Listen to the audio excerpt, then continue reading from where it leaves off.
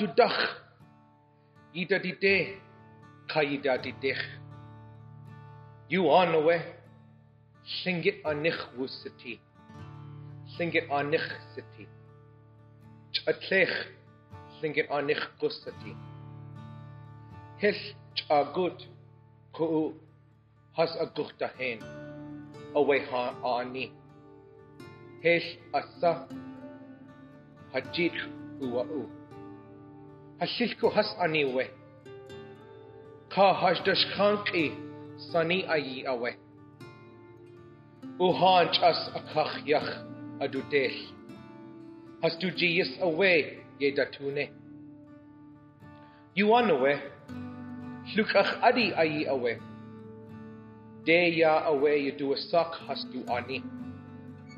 Skut kwan. Shkagwe kanach. Away has du ani su. She de heni ku has du tuasaguan.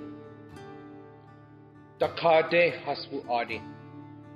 Yak ha ani de. Natasahin. Yak away daklueri. Yenyeri. Deshitan. Ishkitan. Ka hokitan.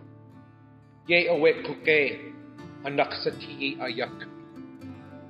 Chakwasa yak awe wushta sakhan. Kadach awe hak yak wisa. Katsa Khat kada saye ada sadanayen.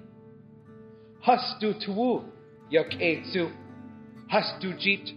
Du teyi away adli ka adugu we zisku tawe ka daka ayi kayani away dukhayi at kanak kachagut yede akuzati yak kayuk wanganins wush wutushayin away da katlingit ka eight katlingit. Atlech yach hanas teach. Wede sha shaki. You do a soklingit ani away. Slachet away. Haji ach away way do kudzati. Kashatsini day away gunnus chish ho ho.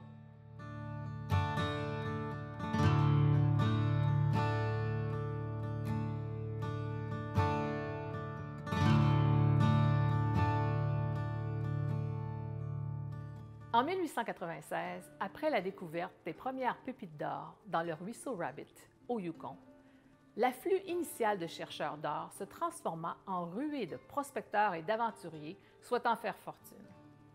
La période de prospérité qui en résulta entraîna la fondation de Dawson City, propulsa l'entrée du Yukon dans la Confédération, hissa le Canada au rang d'important producteur d'or et amorça même le débat sur la création d'un établissement de monnayage propre au Canada, ce qui devint réalité en 1908.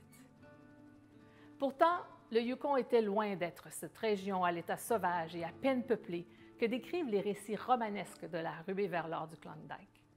En effet, pour les communautés autochtones dont les territoires ancestraux s'étendaient sur ce qui, plus tard, allait en partie devenir le Yukon, la soudaine vague de chercheurs d'or déclencha un tel bouleversement des modes de vie traditionnels que l'on en ressent encore les effets aujourd'hui.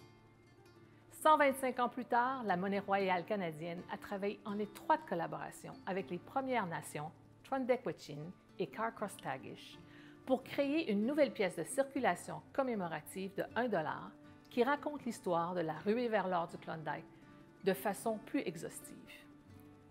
D'un océan à l'autre, nous espérons que cette pièce saura susciter une réflexion sur les nombreuses façons dont la découverte du Klondike a influé sur notre histoire commune.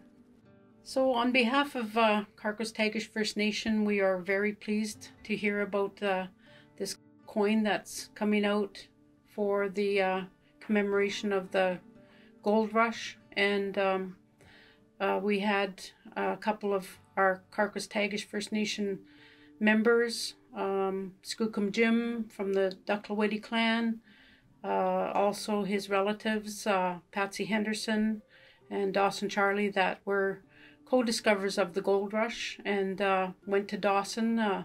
Skookum Jim himself was actually a packer and helped pack miners over the Chilkoot Trail. And the Chilkoot Trail is part of our trade trails into Alaska, and we still use it today. It's part of Parks Canada, and we still have our citizens that work there and look after the trails. And Skookum Jim himself was a very prominent member of our First Nation and a family member to very many citizens here and relatives, and we were quite proud, and actually some of our relatives were part of that helpers over the Chilkoot Trail. So my grandparents were part of that, and we look at them as being the first entrepreneurs for Carcas-Tagish First Nation, and made weekly living off of the trails and the miners, and did laundry for them and helped them, did cooking, and that's how Skookum Jim got involved with George Carmack's. George Carmack actually married into our family, and the family members looked after the miners, and yeah, and they ended up in Dawson City. So that's when the gold rush happened, and we're excited to see this coin now that's coming out of it. Finished cheesh, and thank you very much. The discovery of Klondike gold kicked off a mass influx of people in the region that revamped our world economics. Even today, the gold rush inspires artists and dreamers from around the world coming to the Klondike region here to learn about it and to learn about our ways here in the north. But for the Tr'ondëk Hwëch'in people, our people here, the discovery of gold was the event that brought colonialism, residential schools, and the near extinction of our culture and our traditions to the place we've called home for thousands and thousands of years. And this had an impact on many Yukon First Nations throughout the Yukon. The impact was lessened thanks to Chief Isaac, a respected Tr'ondëk Hwëch'in leader who ensured that survival of our songs and dances by entrusting them to our neighbors and our families in Alaska. Those songs and dances started making their way back to our community in the 1990s when they were introduced at a gathering of nations at Monnaie.